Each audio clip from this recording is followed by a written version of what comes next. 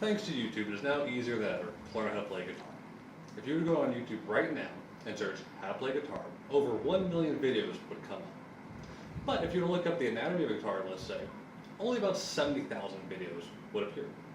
Which is why today, instead of showing you how to play a song, demonstrating a scale, or other guitar-related nonsense, we'll be going over the anatomy of a guitar and how parts of a whole work and how they all contribute to producing sound out of guitars. For today's demonstration purposes, we'll be using my 2014 Fender Jazzmaster. While it is not the traditional shape or traditional guitar for that matter, it's what we're going to be using. So starting from the tuning keys and working all the way down to the strap peg at the end, we'll be dissecting this bit by bit. Starting with the tuning keys. Tuning keys allow stringed instruments to be tuned to concert pitch. Going clockwise to go sharp or counterclockwise to go flat, the guitarist can try to get the instrument as perfectly attuned as possible.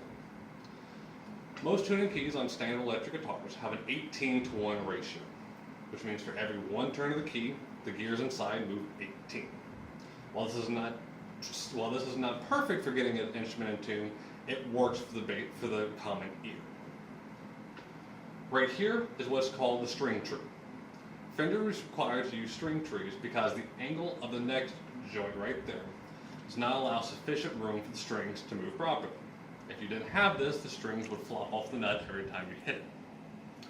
Moving to the nut. The nut is what allows the strings to stay in place along the neck and the fretboard. On Fender guitars, the standard nut spacing is 1 11/16 of an inch. Most guitars nowadays use synthetic material, since using bone and tusk materials are no longer permitted by most national governments. Fender uses what is called cordon. It is a synthetically created self-lubricating nut that allows the strings to move freely across the guitar. Another type of material used is called tusk, T-U-S-X. It is a synthetic ivory material that is created and used on some of the higher boutique instruments. Moving down the neck, you have the actual fretboard itself. This is a rosewood fretboard. Fender utilizes both rosewood and maple in the guitars. However, I personally prefer rosewood as I believe it produces a more warm and articulate sound to maple. The back of the neck is maple, which is the standard neck material across all guitar manufacturers. While some do deviate from this, most of the time you will find maple on the instrument. On the fretboard, you see the actual frets. The frets are what allows the musician to know where they're playing and also to know how the string is going to vibrate for the pickups to pick them up. On this guitar, these are what Fender calls 6105 frets, which is their designation for 0.05 inch radius. They're made of stainless steel, which is quite common nowadays. Stainless steel frets don't wear down as quickly, but over time they will need to be reshaped or replaced depending on your liking. On the surface of the fretboard, you see the fret markers. Fret markers do exactly that, and they let you know where you're playing. They're on both the front and the top sides of the neck. While they're not required to play, they do make life much easier. This guitar has a total of 21 frets from the nut to the base. Most guitars use between 20 and 24, where Fender uses between 20 and 21. Moving on to the body, this is an alder body.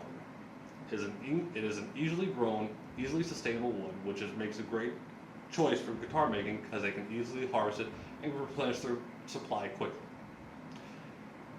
Alder is a very traditional wood, whereas swamp ash and mahogany are also quite common amongst guitar manufacturers. Like most Fender, this is a top-routed instrument which utilizes a pickguard to mount all the hardware and electronics onto the instrument. Moving to the hardware on the body, you have the bridge and tremolo. The bridge is what is called a tune-o-matic, which was created by Ted McCartney in the 1950s for the Gibson Manufacturing Company.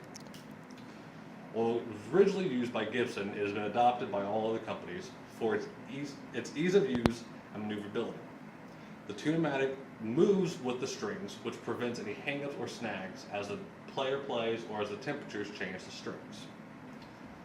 The vibrato on this guitar. The vibrato on this particular guitar is a floating mechanism, which means that there is a string inside the body that is actually constantly pushing and pulling against the strings at all times. When Leo Fender originally created the vibrato, he mistakenly called it a tremolo.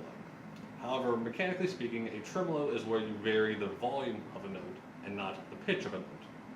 This particular vibrato will raise the strings a minor fourth up or a minor third down. While I can adjust it however I like, that's my personal preference. Moving on to electronics. While this Jazz Master is more complicated than most guitars on the market, it does have all the minimum requirements. It has pickups, it has a pickup selector switch, volume and tone knobs, and an output jack. The pickups do exactly that. They pick up the varying wavelengths of the strings. All electric guitar pickup is an electromagnet. How they function is when you pluck the string, the pickup senses the vibration of the air and translates it to electrical current. When it flows through the system, out the output jack and into your amplifier speakers, the amplifier takes those electrical currents and produces sound waves. From the pickups, you have the pickup selector switch, which does exactly what it says. You either select one pickup, a combination of the two, or the other pickup. The volume and tone knobs are similar but quite unique in their functions. The volume knob does exactly that. When you have it all the way closed, no sound gets through, and as you open it up, more sound is allowed through. If you think of it as a kitchen or bathroom sink's faucet, it works the same way. When it's closed, no water can come out, but as you slowly open it up, you start getting a small trickle of water. Same thing with sound. The tone knob physically is the exact same mechanism as a volume knob, but attached to the tone knob is what's called a capacitor. Capacitors range anywhere from 0.01 microfarads to 1 kilohertz. Depending on the size of the capacitor in the tone circuit, determines how much frequencies are rolled off or on as you open up the pot.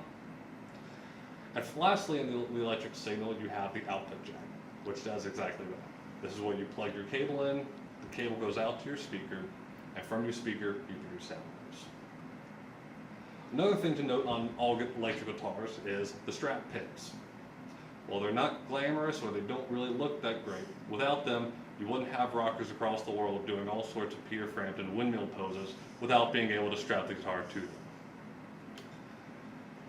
While we did not go over any songs, any scales, or any way to make you look like your Peter Frampton windmill pose, we did go over the basic anatomy of a guitar and how all the parts ranging down from the tuning pegs all the way down to the bodywood contribute to the sound and the function of a guitar.